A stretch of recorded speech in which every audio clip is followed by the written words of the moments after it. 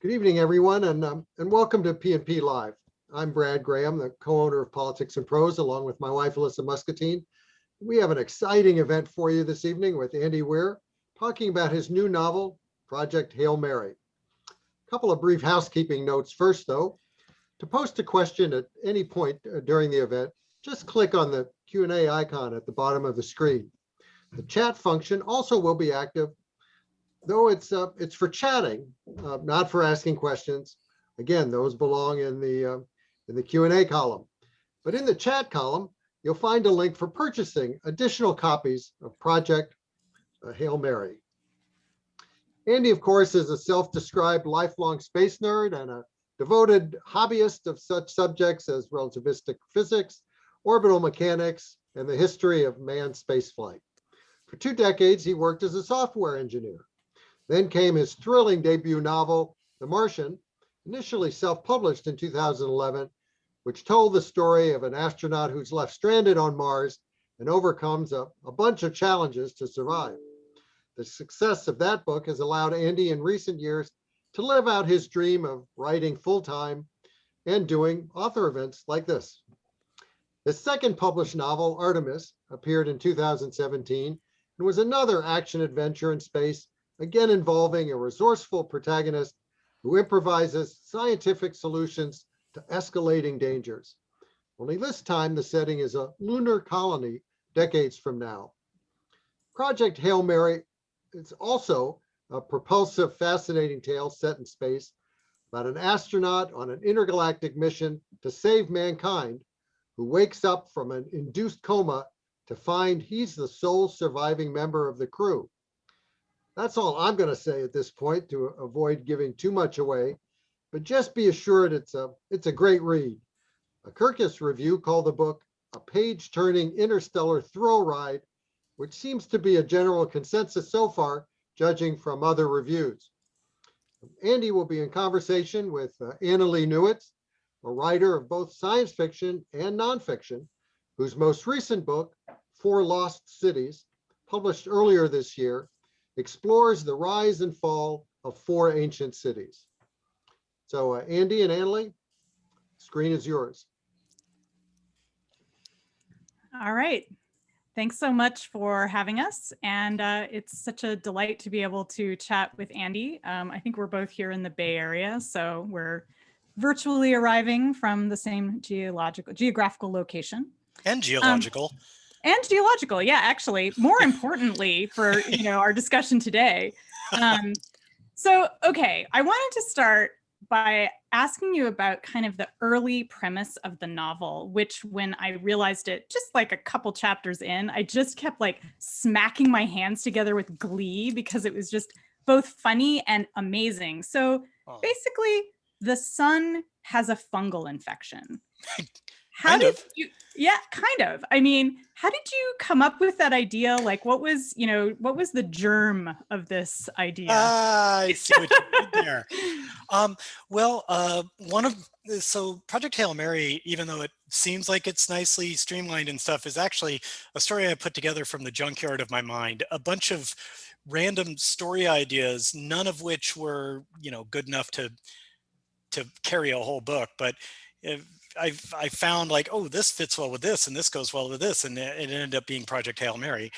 But one of those ideas was the idea of a spacecraft fuel that it converts mass into light, and that is the theoretical maximum efficiency in terms of spacecraft fuel. And so I was thinking about how we could do that. I had from a previous book idea, I'd had this alien technology called black matter, which absorbs all electromagnetic waves, turns them into mass energy, turns that energy into mass, which is just more black matter. And that was this advanced alien tech. And I was thinking, that'd be neat to write a book where we get a hold of that. But how do we get a hold of that? We're nowhere near inventing it. I'd want this to take place kind of modern day, not 5,000 years from now. And so I thought, oh, okay, well, maybe it's advanced alien tech that we find. Then I need to go like, okay, where are the advanced aliens? Like, why don't we see them anywhere? And so, but then I thought, black matter seems to take energy and make more of itself. That sounds like life. That's what we do. We take energy and make humans out of them. So how do we, so maybe it's a life form, maybe it's just a naturally evolved life form that we find. It's an extraterrestrial life form. And hey, since it's taking energy and turning it into propulsion, we can say it's an interstellar microbe and it travels from star to star. Why? Well, because it's like mold, that's how it breeds. And it lives on the surface of the star, which is how it gets so much energy. And I'm like, okay, so now I have my spaceship fuel. Now I could say that humans find it and we get a hold of it and we farm it and we use it to establish Mars colony and stuff like that. And just, oh, as a side note, we'd have to make sure none of that got into our star, into the sun, or it'd be really bad. Wait, of course it has to get into the star. That's the story. That's the book. It provides an existential threat to the entire human race. I'm like, okay, that's a conflict that can carry a book. Yeah, I love how it's really mundane and really catastrophic at the same time, because I feel like anyone who's ever had athlete's foot is like aware of how like terrible fungus is, and it's just like, okay, well, what if that were on the sun? So along those lines, one of the other joys of this novel is the fact that you really beat the crap out of Earth. Like, let's face it, like I feel like there's a lot of glee in like how much you get to like pummel the Earth. And so I'm wondering, what was like your favorite mean thing to do to Earth in the course of writing this book? Well, I did mention at one point that they end up with tornadoes in Europe, which never happens. In fact, the word tornado comes from the Spanish word for funnel. And that's why we call them tornadoes, because Spaniards were in North America going, what the hell is that? Well, it's sort of a funnel. And so the idea of tornadoes in Europe is like, what? And then also, but I'd say the meanest thing is when a character who's like a devout environmentalist, like has spent his whole life working to try to control or reverse global warming, global climate change, is put in charge of finding ways to increase global warming. Because the sun is dimming, and so they need to retain whatever heat Earth is getting. And so this devout environmentalist who spent his entire life doing everything he can to stop emissions and everything like that is now finds himself in charge of a project where we use nuclear weapons to sever a big chunk of the Antarctic ice shelf so that it'll fall into the ocean and melt and release all the methane to dramatically increase global warming. And that guy feels pretty bad about it. That's his job. It made me think of like a fight scene in a movie where like, okay, people are bleeding and it's terrible and like, oh, poor John Wick, but like I love watching it. Like, yeah, beat up that John planet. Wick. I mean, like climate change is John Wick and like Earth is the other guy. I don't know, whatever. I don't know. Anyway, I think I'm taking this analogy a little too far. Well, the climate change angle of this is not any sort of political commentary. It's entirely caused by non-human. It's the sun is getting dimmer. That's bad for its environment. And there is one line in there where it says like the emissions that we've done, the damage that we've done to our atmosphere actually buys us an extra month. Yeah, it turns out we've actually been like inoculating ourselves. Yeah, it helps. Kind of, yeah. No, I love that. Which is not a moral that I'm trying to provide. Yeah, no, it's like still, yeah. Not pro climate change, but you know, if there is a fungus that's dimming our sun, all right, fine. Well, let's talk a little bit about the character in this book, or the characters in this book, because I think one of the things that lots of us love about your writing is the voices of your characters. You know, they have great sense of humor. They're just fun to listen to. And famously, of course, in The Martian, mostly Mark Watney is talking to himself.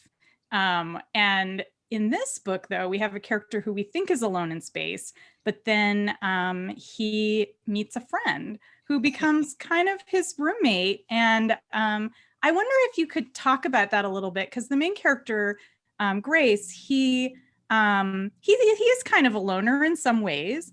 And then at various points in the book, like early on, he meets another scientist, and there's just this joy where he's like, I want to take you out for beer and just do science talk with you. Yeah. And like, he's just like yearning for like a bromance with a cool nerd. And then he meets the ultimate cool nerd in space.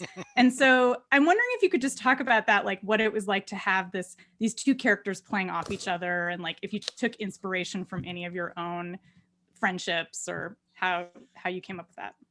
Well, that's the deep dark secret of Project Hail Mary is that after about the 1/3 mark, about a third of the way through the book, you realize it's a buddy comedy.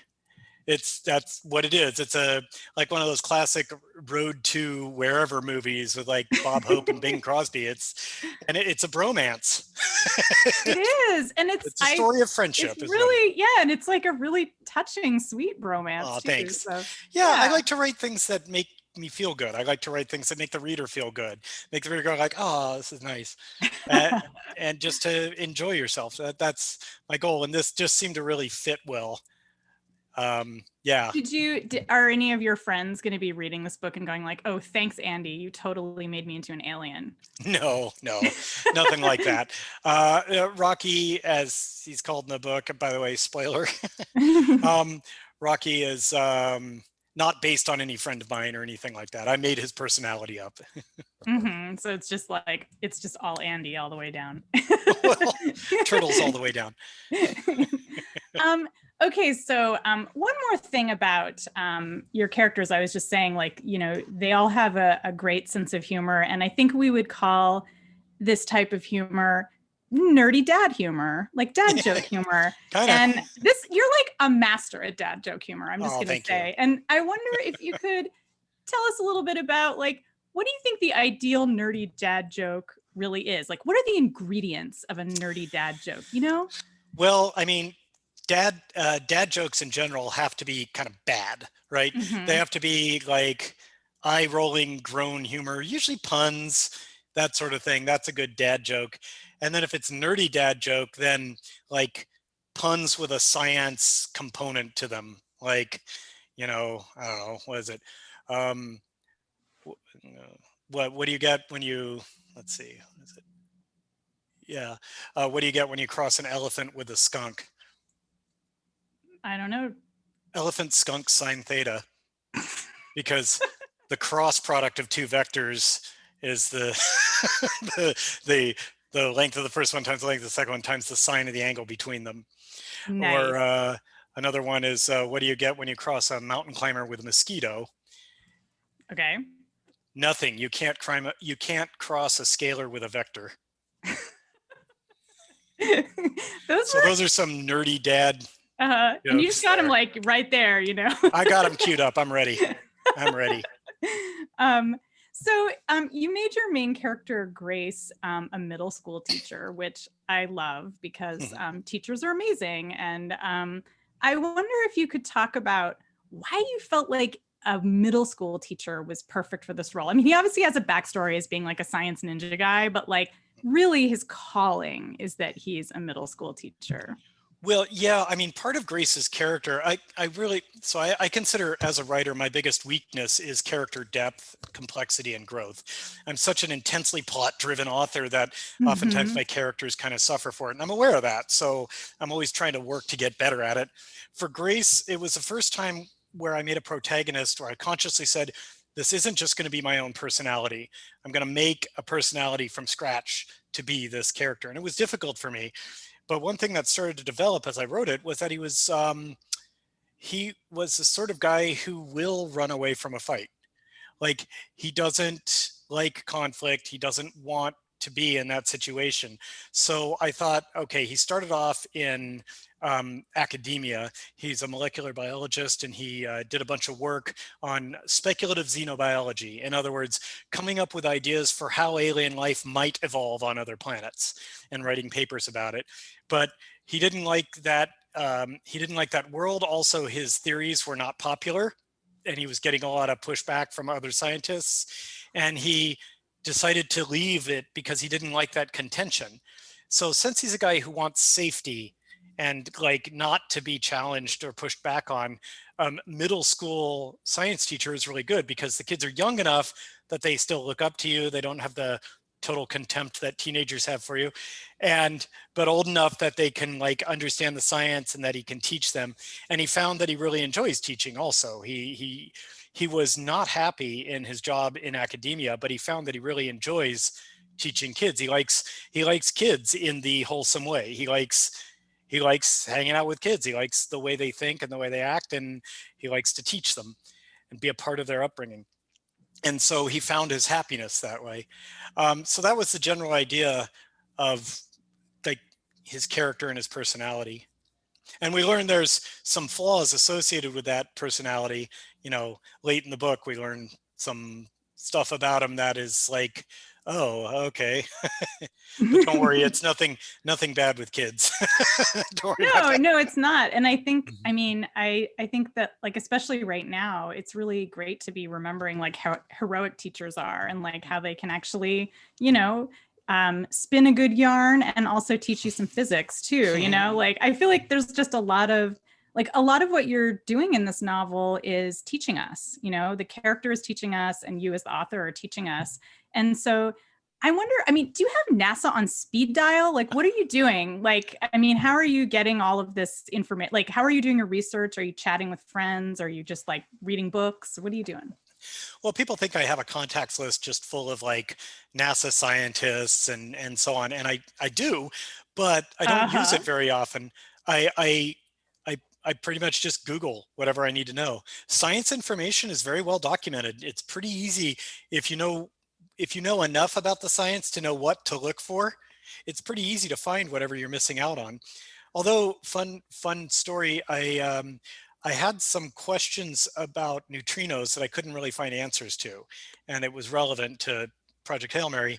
And so it just so happens that a high school buddy of mine named Chuck Duba is now Dr. Charles Duba, who's a particle physicist who was part of a Nobel Prize winning team that helped narrow down the possible mass of the neutrino. So I called him and we had some conversations back and forth, mostly over email or whatever, because I had a bunch of questions about neutrinos. So it was neat that I got to talk to him about that. Yeah, that is really cool. And there is really cool neutrino stuff in the book. Like I think it's so cool that people can read this and it's just like white knuckle adventure, but also now I understand neutrinos. Yeah, you know neutrinos. Yeah, that's one of the know things. neutrinos. I know neutrinos. Whoa. But exactly. yeah, it's kind of like I felt super educated after watching Chernobyl, the HBO. Theories like now I totally understand the inherent flaws in the design of the Soviet RBMK nuclear reactor, and why a positive void coefficient is bad. Yeah, it's interesting. I mean, because I'm curious about whether you see your role as a writer is as partly educating, or if that's just how your brain works, is that when you're having fun, you're like, and also lots of facts, you know? Yeah. Mostly the latter. I'm not going out of my way. Like when I'm writing a book, I'm not like, I want to make sure the reader understands this aspect of physics by the end of this book. It goes the other way. It's like, ooh, I came up with this cool plot thing. But the reader, in order to understand it, needs to know this stuff about physics. And so I'm going to need to explain that to them. And so that's one thing. Educating the reader on the science they need to understand for the story is a challenge. I mean, it's tricky. I want to not be boring, and I don't want to overwhelm them. Even though the stuff is super interesting to me, it might not be as interesting to them. They might not be quite as far down the geekery axis as I've gone. But so it's all just about like, okay, I need to give them the minimum amount of scientific knowledge that they need to know to understand the plot and no more, and try to deliver it with funny humor, or, humorous exposition, because a reader will forgive you any amount of dry exposition if it makes them laugh. Yeah, I think that's definitely true. Or if it's really a compelling story, like it doesn't. It's a secret that only we and a million other writers know. Yes, exactly. Right? And now you too know. You and the audience are in on the secret. So I know that you are you're very committed to optimism and, or hope, I should say. I think people get into these weird debates over optimism versus hope. But how do you balance out that optimism with trying to also convey some of this scientific nuance and scientific accuracy? Because science is not always an optimistic field, because it's very, the scientific method is all about skepticism and doubt, so you can find something cool, but your job, if you're thinking about it scientifically, is to be like, how could this not be true? And like, what are the flaws and can we repeat it? And, what are the problems and drawbacks? So how do you balance optimism with scientific accuracy? Well, that's interesting because I never really thought about the scientific method as being inherently pessimistic. I think of I think of optimism as being like, I think humanity is pretty cool. I think we're an inherently cooperative species, and I'm kind of proud to be part of it, And yeah, it's, sometimes people are bad to each other, but that's the notable exception. That's why we focus on it, because it's abnormal human behavior. Normal human behavior is like, when was the last time you saw a news story about, oh, this guy fell and broke his leg and a total stranger called an ambulance for him? You don't see those news stories because it's expected. It's so overwhelmingly normal in human behavior that it's not even notable when you do that. But if you don't call an ambulance for a guy, then you're abnormally jerkish, and that's notable, right? So I have a high opinion of humanity, and I have a high opinion of the future. I feel like the future is almost always better than the past. We can agree that 2020 sucked, but I would rather live through 2020 again than live through 1920. I've never seen a no colored sign on a shop window in my life. And none of my friends have died of typhoid fever, right? But that might not be the case if I lived in 1920. So I just feel like the future is almost always better than the past. So that's the kind of optimism I have, an optimism in our society, in humanity, and that sort of stuff. The scientific method is just being really sure about what you're observing. And it's not pessimism or optimism. It's just, there's no morality involved in whether or not this electron changes from one shell to another. It's just making sure you observe things correctly. Yeah, and making sure you don't like build a bomb out of it or something. Unless you need a bomb. So I wanted to ask you a little bit about your writing process now, because I know very famously with The Martian, you were writing it kind of with a community. You were showing people your work, and like people were giving you feedback and nerding out about like, well, wait, is this how it would really work? And all that kind of stuff, which is delightful. And I wonder where do you go now for your online community? Do you have a place where you can hang out with people and geek out, or do you have more in-person community now, or where did that go? Well, it just kind of went away after The Martian. So for The Martian, I had basically 3,000 fact checkers, my mailing list of readers. And that was really cool. That made the science very accurate. And for my next two books, I didn't have that. So I just put a lot more effort into trying to make it as accurate as possible. But also more mistakes got through, hopefully little ones, but they're there. And I don't really have a community of science dorks that I can hang out with. So that's okay. I've got the internet. Do you have a place that you like to hang out online to like get your nerd knowledge, or like where you secretly lurk, or although then really. It wouldn't be secret anymore. Then it wouldn't be a secret anymore. Semi-secretly lurk. No, not really. I because most of the news feeds tend to pay attention to which stories you click and which ones you don't. Now my news feeds tend to be really heavy on science related news because I'm always, tell me more, So now if you check the news feed that like Google or whatever puts together for me, it's like, tech, science, tech, science, politics, tech, science, So yeah. Very relatable. That is also what my newsfeed looks like. And then occasionally weird celebrity news gets in there, probably because I read about movies or something. I don't know. So yeah. I get celebrity news because I also like celebrity gossip stuff. Yeah. Oh, so that could be like a secret place that you're hanging out. Now we're all going to imagine that you're like on TMZ, like secretly, like. Well, it's not like I don't have an account anywhere or anything like that. I just, so you say. I'm a lurker. So I say. So I wanted to go back to a comment that you made earlier about how you really start with plot when you're writing. So could you talk a little bit about your process? Like, what do you do when you're gathering plot? Like, does a plot come to you? I get a wicker basket and I go out to my plot farm, or my your artisanal plot. My artisanal plot farm. Plot of plot. Plot farm. A plot. Yes, I go to the plot, and I pick only the ripest plot. And that's good. Put it in there. Yeah. Yeah. How do you know if it's a ripe plot? Oh, it's just got crystals all over the buds. It's a nice, Okay, nice, now nice, I'm good getting a hit better of plot. sense of where your plots come from. No. No, I don't know where the plots come from. It usually starts with me speculating about science. Like for The Martian, it started off with me thinking like, how could we put humans on Mars? How do we get them there? How do we get them back? What do we do if this goes wrong, that goes wrong? And that's what ultimately led me to, The Martian. And for Artemis, I was thinking about what is humanity's first city that's not on Earth going to be like? Where is it going to be? How are they going to build it? Why would they build it? What's the economic reason? And that led to Artemis. So for Project Hail Mary, it was mostly me thinking about that spacecraft fuel.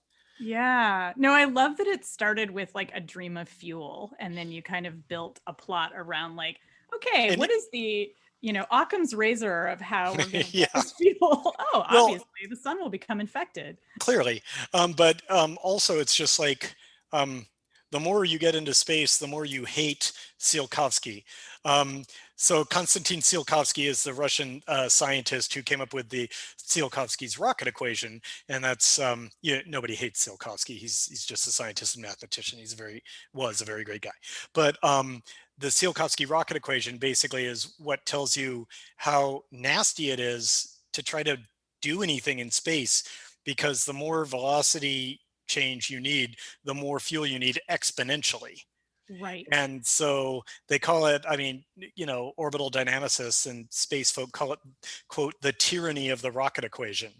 Mm-hmm. And so that's the number one thing, that if we had some way to solve that, we could have a really bright future in space. That's why I was like, okay, this magical fictional fuel would be awesome.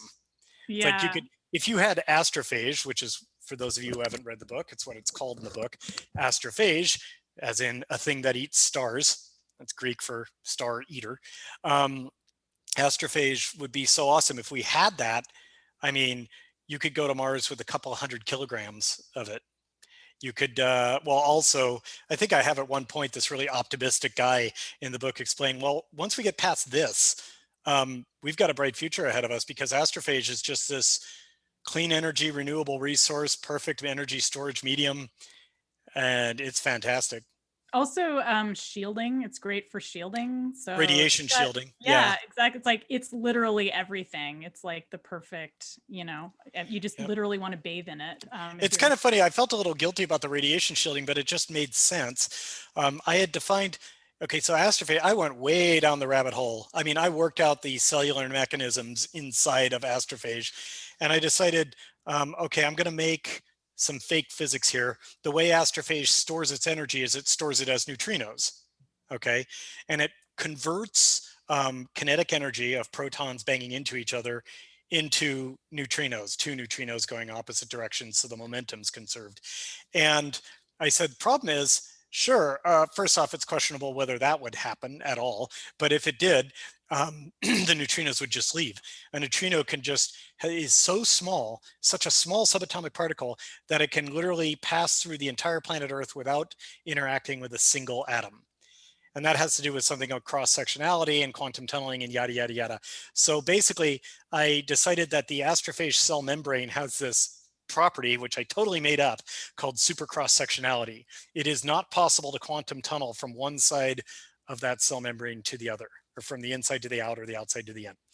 And so that's how it stores neutrinos. But a side effect of that would mean that nothing anywhere could quantum tunnel through it.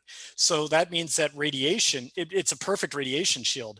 Any high energy particles that would hit you must interact with the astrophage and cannot quantum tunnel through it. And it'll probably kill the astrophage, but that's the astrophage's problem, not yours.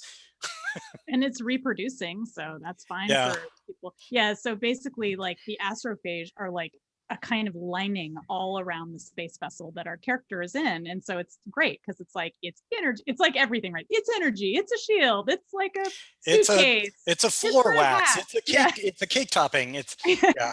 Totally. It is a floor wax for sure. Like, I think that's the sequel, right? Like, once we start, commodifying astrophage, like all the cheesy products that people will come up with. Astrophage, it would be awesome to live in the world post astro after they get over the problem, right? Right. It would be awesome to live in that world, like, because you could just say, like, okay, when you buy a car, it'd be an electric car, and it would have like this little compartment somewhere deep inside the engine that stores the astrophage, and this little blob of astrophage is enough energy to power the car for its entire service life. Like, this will last your car like 10 years. I mean, it'd be just absurd, the level of awesomeness. Yeah, no, it's very optimistic, except for the fact that Earth will be then in like this incredible greenhouse because of all the other stuff. So well, within the story, remember I spoiled a little bit about how they dump a big chunk of Antarctica into the ocean. The reason the climatologist chose that approach is because it puts methane in the atmosphere, and methane breaks down after about 10 years. So he's like, this is a way to dramatically increase our greenhouse emissions temporarily, so that hopefully we'll solve the problem, and then we can just let the methane degrade and we'll get back to normal. And then we're left with like perfect green energy that is literally from the sun, or that's come to our sun, and that we now are saying technically almost every type of energy we use, green or not, comes from the sun. True. Very good point. Either directly or indirectly. Like, even fossil fuels, they come from burning stuff that used to be plants, and those plants put those things together via the sun. Although tidal pumps and stuff like that, using the tide to get energy, that doesn't come from the sun. Comes from the moon. Comes from the moon, yeah. Yeah. So or whatever, the Big Bang, whatever caused the accretion disk to have a gravitic gradient, and yada yada yada. I love that. It's like, excuse me, I'm getting my energy from the accretion disk. It's very like, thank you. Yeah. And not like, what are you people? Yeah, and also pretty much everything else, like wind power. Well, that's because of the sun. Solar power, oh, you better believe that's the sun. You're gonna get hydroelectric dams are from the sun because it's rain that goes and fills up the upper reservoir, and rain only happens because it evaporated. I mean, sure, I'll give you that. I like this reductionist reasoning. Like, it's good. All the energy all the energy coming into our system comes from the sun. No, I mean, no, I'll give it to you. So yeah, technically, everything's solar powered. And technically, even we are made of stars. So we are made of star stuff. Yeah, I had a friend who had he had a sundial, and he called it his fusion powered clock. Yes. Yeah, I always joke with people about like the dangerous photonic radiation that's raining down on us every moment. It's like, watch out! You're getting also be careful of that dihydrogen monoxide. Yeah, just a little bit. So were there any other fantasies that motivated this plot for you? Because I love this fantasy of endless energy. Was there any, like, was it partly a fantasy of meeting a really cool alien? Yeah, obviously. Yeah. I mean, it'd be cool to do first contact and have an alien bro, Yeah. I love there's this moment, this is not a spoiler, where the characters are first Rocky and Grace are getting to know each other, and they're trading items back and forth through like a little, they have a way to go, like a little thing through the wall. just to, you skipped over a thing. Rocky, humans and Rocky's species have completely incompatible environments. Like, Rocky needs to live at like 29 atmospheres of 210 degrees Celsius ammonia, Yeah, so it's very much like, it's like Arrival or any number of other very modern science fiction where I feel like authors today are much more willing to imagine very alien aliens, as opposed to like, we have French fry crinkles on our foreheads. Hi, we're aliens. I prefer the scantily clad blue alien women who want to learn more about this Earth thing called lovemaking, right? I mean, for all you know, that's what Rocky is. I mean, Rocky's I described Rocky pretty well, and he's none of those things. But among Rocky's people, I mean, I'm just saying. Yeah, Rocky is the male of the species. Wait till you see the females. So anyway, let's not talk about Rocky's scantily cladness, but there's this great moment. So they're on Actually, either there's side clothes. of a barrier, and they're communicating and they're trying to get to know each other. And so Grace, the human, is trying to tell Rocky how humans measure things. And he gives him a tape measure, and Rocky starts pulling the tape measure out and snapping it closed again, and like thwacks himself on the hand. And Grace is like, he's a scientist. Yeah, I can tell. So I'm wondering, what about Rocky? Like, what made that character come alive for you? Was it that part that he was kind of a goofy scientist, or was it something? I mean, obviously he's not a scantily clad Yes. girl.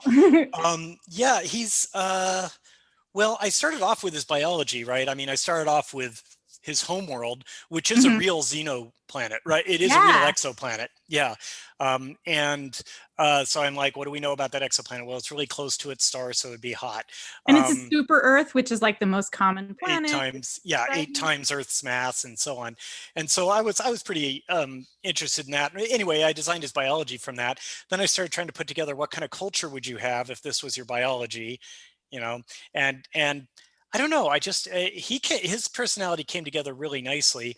Although I think I had a lot of it was fairly easy to come up with a likable personality because he speaks in broken English, and it doesn't seem like it. But if your character speaks in broken English,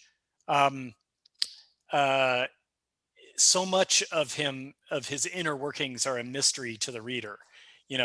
They just kind of know, okay, well, he's kind of thinking this or kind of wants to do that. So he remains a mystery. And so the reader can project a mental image of like some perfectly defined character in there.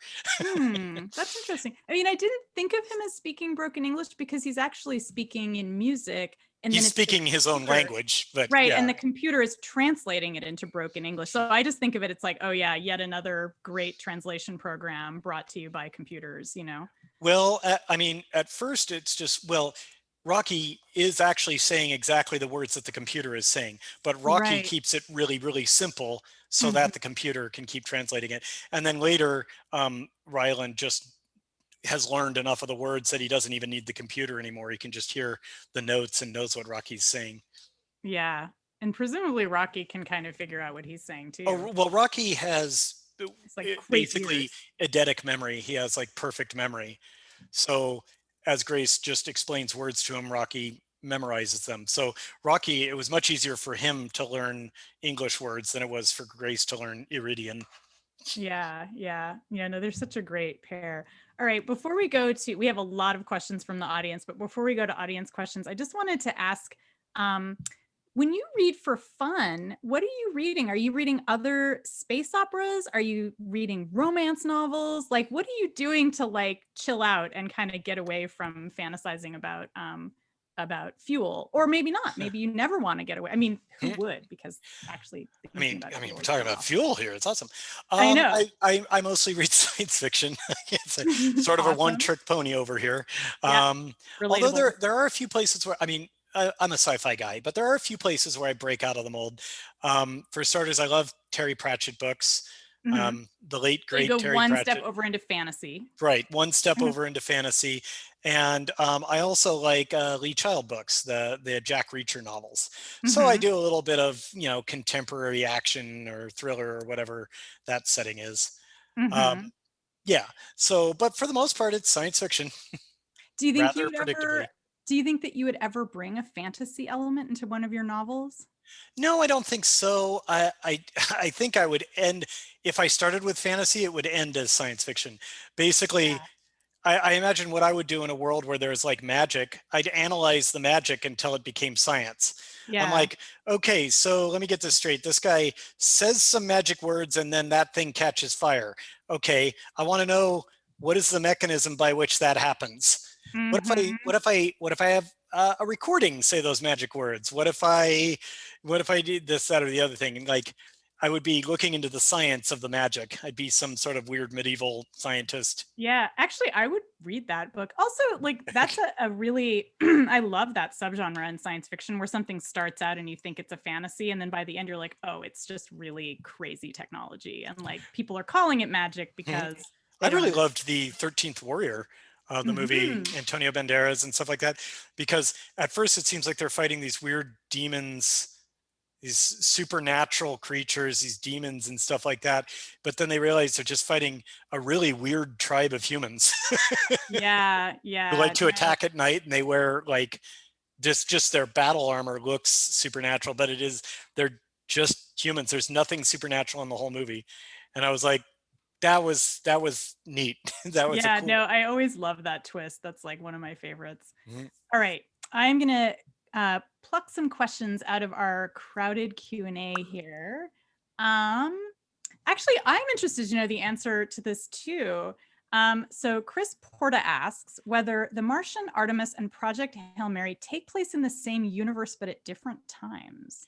Well, definitely Project Hail Mary is in its own time, in its own universe rather, because that takes place modern day. So I think if we'd had this astrophage catastrophe in the year 2020, somebody might have mentioned it in the 2030s when The Martian takes place, or at the very least they would have said like, okay, let's load up a couple of 100 kilograms of astrophage onto a ship and go get Mark, you know. So no. Same with Artemis, which is even further into the future. It's in the 2080s. So no, definitely Project Hail Mary is in its own continuity. The Martian and Artemis can be, there's nothing precluding them from being in the same continuity. You could do like a retcon, but I'll let you do that later. That'd be a hell of a retcon. I know. Why didn't anybody think to use astrophage to save Mark? Why didn't we send any astrophage to Mars? Have you read DC Comics ever? Oh, like, well, yeah. You can do whatever you want. Yeah, can, maybe, should. I just have to share with you a comment from a audience member, Larry Puzio, who says, "Why can't you trust atoms? Because they make up everything." Yep. Very important. Not a question, but one of the rare moments when a comment seemed. Well, yeah. So an atom goes into a bar and says, "Excuse me, I think I left an electron here last night." And the bartender says, "Are you sure?" And the atom says, "Yeah, I'm positive." We'll be here for the next 15 minutes, folks. 10:30 show is different than the 7:30 show. Tip your waiters and waitresses. Exactly. Let's see. All right, so this is kind of 3 questions here. I'm going to ask one of the 3 questions from James Puckett. He asks, how long does it take for your ideas to result in a book, and how many do you work on at a time? Well, it generally takes me about a year to a year and a half to write a book. I do at first tend to work on a bunch of things at once. If I have several ideas for a book and I don't know which one I want to pursue, I'll write chapter 1 of each idea and see how it feels. That's are you ever working on more than one novel at one time, or is that just like your No, not really. I mean, when I'm trying to decide which one to work on, then I'm going to work on this chapter 1, that chapter 1, that chapter 1. But then once I settle on one, then I just work on only that. So then I don't have multiple. Monogamous with that. I'm monogamous, yeah. I play the field, for a while, then I quit dating, and then I'm, yeah, that's good. That's very wholesome. Okay. So Matthew Ritzko asks, with your awareness and involvement around spaceflight, what are you most excited for with current NASA missions and science? And I would expand that to be more than just NASA, like other space agencies too. Yeah. In general, the thing I'm most excited about are booster companies like SpaceX and Blue Origin driving down the price of getting mass into low Earth orbit. If we reach a point where a middle-class person can afford a trip to space as a once-in-a-lifetime kind of thing, then we're going to see a space boom. It's going to be a new $1 trillion industry, and then we're going to start to have the real technological advancements, because once you've got profit involved, that's where the real advances come. So for instance, look at the incredible advances in aeronautical technology between the 1930s and the 1960s. We're talking about 30 years, 30 to 40 years there. And we went from like, janky little propeller planes to 747s. It's amazing. When there's money to be made, the technology happens. So I'm looking forward to space becoming profitable, because then we're going to start seeing really cool stuff. Awesome. I'm just curious, are there any upcoming missions that you're excited about? Like any place that we're visiting soon or planning to visit soon? There are, I guess the thing I'm most excited about is our halting attempts to return to the moon. I don't know, if it's actually going to happen, but we've had this incredibly rare event where two administrations that under normal circumstances could not be counted on to agree on the color of an orange, have both like told NASA one after the other to concentrate on the moon. So the Trump administration and the Biden administration are both like, go to the moon and start working on that. So NASA's often hamstrung by every time there's a new administration, the objectives change, and that's very difficult for them. But what I would like to see is, if everything was up to me, if I was the king of NASA, I would say, I think it's time for us to phase out the International Space Station and start building the International Moon Station. So basically the same model that we did for ISS, cooperation among all the space agencies around the world, but this time for building a moon base that we keep permanently staffed. That'd be awesome. Okay, here's lightning round for you. Okay. Space elevator or something else? For getting to space. I mean, how are we going to leave the gravity well? Space elevator would be great if we can invent the material strength necessary to do it. But as it is, we don't have that. So right now, something else. As soon as it's possible, space elevator. So you're totally pro space elevator, like, because there's other ideas for like shooting, like, like literally like getting enough energy together to just shoot things out, not using fuel, but just like a cannon, like a something like that. You would not want to be aboard that ship. No, a space elevator, yeah. A space elevator is just, if you can make one, would be the cheapest means of getting stuff into space. You're actually, the way you get your orbital velocity on a space elevator is you're actually robbing a little bit of momentum from Earth. Earth's got a lot of momentum, a lot of rotational momentum. It can spare some. And so it would be incredibly cheap to get into low Earth orbit if we had one. Yeah. Okay. I'm looking forward to the space elevator. All right. So Kenneth Lynn wants to know what's going on with the Project Hail Mary movie. Okay. Well, MGM bought the film rights outright, which is cool. Not an option, but a straight up purchase. Usually means they're taking it more seriously. We have Phil Lord and Chris Miller, the directing duo, set to direct. They're the same guys who did the 21 Jump Street movies, the Lego movie, Cloudy with a Chance of Meatballs. They did Solo for part of it until they had a falling out with Disney and so on. So they're really talented directors. They're a hot property in Hollywood right now. We've got Ryan Gosling attached to play the lead, which is awesome because he has the same initials as the protagonist, Ryland Grace. So he could bring his own cufflinks to set or something. And then we have Drew Goddard working on the screenplay right now. And Drew is the same guy who did the adaptation of The Martian. So we love him. Yeah. So yeah, things are coming together. You never know with Hollywood. You just got to cross your fingers and hope it gets green lighted. But so far, so good. Yeah. All right. Excellent. Okay. Larry Puzio wants to know whether you're thinking about interstellar ecology in this book, because of course you have this organism that's traveling through space, and Larry's wondering about like predators and like how does that ecology work? Did you do any world building in your head about that? Tons, and it's in the book. No spoilers. No spoilers. Nah. It's all in the book. Read the book, Larry.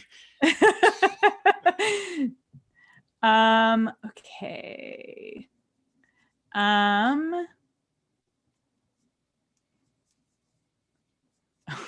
So Mary Kylie Cranford asks, how you structure your chapters, because they had to start taking breaks in the middle of the chapters because the cliffhangers were so great. Well, I have a general policy when I'm writing a book is that I want it to never be dull, right? I mean, I always imagine I'm a reader. When I'm reading through my draft, I imagine, okay, I'm a reader. It's 2 a.m. I'm tired. I'm ready to put the book down to go to sleep. What paragraph am I at where I decide to put it down? Like, what paragraph is it that got slow enough or dull enough or whatever that allowed the reader to put the book down? Then go get rid of that paragraph. I don't want the reader to put the book down. I want to keep those little bastards up all night. I want no sleep for any of you. And so that's my goal, my objective. And so cliffhangers on chapters are fun.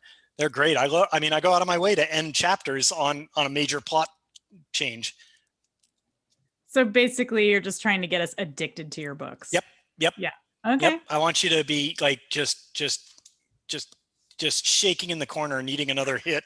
Just one more chapter, man. Just one more chapter. That's my goal. I think that's the goal of any writer. I mean, you too, right? I mean, you don't want you want people to be into your book, right? Yeah. No, I definitely I want them freaking out at every possible opportunity in a good way. Thinking about it when they're not reading it. And yeah, exactly. Yeah, no, that's the goal. Part of that's part of the love of writing and reading.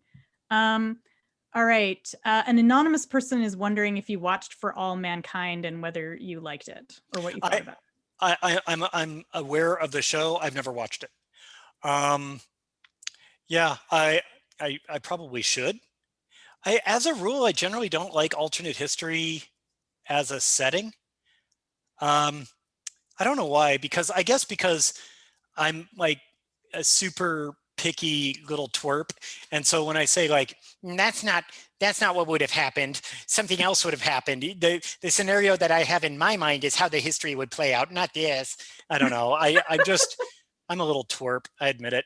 But one way or another, I generally don't enjoy alternate history stuff. Larry is asking again, are there any Easter eggs or cameos? I know, this Larry. Freaking guy, Larry, you're thin ice, Larry. Anyway, go ahead. He wants to know if there's any Easter eggs or cameos in Project Hail Mary. No cameos, but there are Easter eggs. I have it in mind to kind of announce what you should be looking for vis-a-vis Easter eggs in Project Hail Mary. It's completely unrelated to the plot, but there are Easter eggs in it. I was thinking at some point in a little bit, I might say okay, folks, here's the secret. See if you can find all the instances of blah. All right, I'll let you. Larry says, please don't read every question I posted. Thanks. Larry, that's all we're going to do. We're just going through all your questions. Skip over everybody. Make fun of you. Go to the next Larry question, please. No. Oh, I'm not. I'm done with Larry. Larry's canceled. Oh, Larry. Now I feel bad. Sorry, Larry. Larry. All right. Kim Haman is a cell biologist and is very excited about this book and wants to know what you're working on next. So I'm not talking about that because right now I'm in that mode of deciding. And so I'm working on chapter 1s of various book ideas and kind of seeing what feels best. So I'm not willing to kind of announce what I'm working on until I'm sure that's going to be my next project. Yeah, so he's in the dating phase, folks. I'm in the dating phase. I'm playing the field. I love this question. This is almost an alternate history question in a weird way. Okay, so Brandon Eichhoff says, you mentioned this and the last presidential administration focused on the lunar base. Brandon is based in DC and he would be remiss if he did not inquire that whether if you could meet with the president or cabinet heads, what space policy objectives or projects would you discuss? Well, it's funny you mentioned that because I did get to testify to Congress on that subject. There was a congressional subcommittee on space and they invited me to address them. And so I did. And I'll tell you what I told them, which is we should be working on centripetal gravity. We should be working on a space station that either entirely or at least has a portion that rotates to provide artificial gravity on the order of 1G for the people inside. We spend so much time, our astronauts on ISS spend hours and hours every day exercising just to counteract the negative effects of long-term 0G. If we ever have it in mind to send people to Mars, we're going to need artificial gravity. Otherwise, they're going to land on Mars and they won't be able to stand up for a few days. You can't do that. So I think that we should be working on the technology for, having an artificial gravity. One thing that would do a lot of good is even if just the crew slept in an artificial gravity environment, that would do a lot. And also just, okay, the purpose of a space station is to have a 0G laboratory. Okay, have that part of it, but then also just say the astronauts need to spend several hours a day in the gravitic sections. They could do that when they're doing their non-experimental work. They could be, when they're doing their data entry or communications or status checks or all the million other things that they have to do. They could do all that in the centripetal gravity area. And then also it's not deeply complicated technology. Humanity has about 10,000 years of experience in building things that will not fall apart at 1G of force. It's called architecture. Yay! We know how to do this. We're very, very good at it. So far, so good. Yeah. Also, yeah, my house hasn't fallen down all day. Although you're in California, so get ready. Yeah, you never really know. Big one, yeah. Although now I'm excited that I know the phrase gravitic section, because gravitic section, yes, the gravitic section of the spaceship, which I should add for folks who haven't read the book yet, there is a spacecraft in the book that does do this artificial gravity, and we get to learn a lot about it. There's diagrams that made me very. There are diagrams. The diagrams were gave my heart joy. Yeah, I kind of wanted a diagram for every chapter. Maybe next time you can do that. For me and Larry, we both want you and Larry. That. Okay. All right. So let's see. Okay, Mary Kylie Cranford wants to know who your favorite minor character is from Project Hail Mary or from any of your books. Okay, so Mary Kylie Cranford is starting to get toward Larry kind of proportions. Just saying. Favorite secondary character? Well, I gotta love the man, the myth, the legend, Rich Purnell from The Martian. Well, she said minor character, right? So my second favorite character in The Martian, my favorite's obviously Mark Watney. My second favorite character is Commander Lewis, but she's not a minor character. She's a very significant and central character. So if we're talking about minor characters, gotta love Rich Purnell, who is the steely-eyed missile man who came up with the Rich Purnell maneuver and all of that.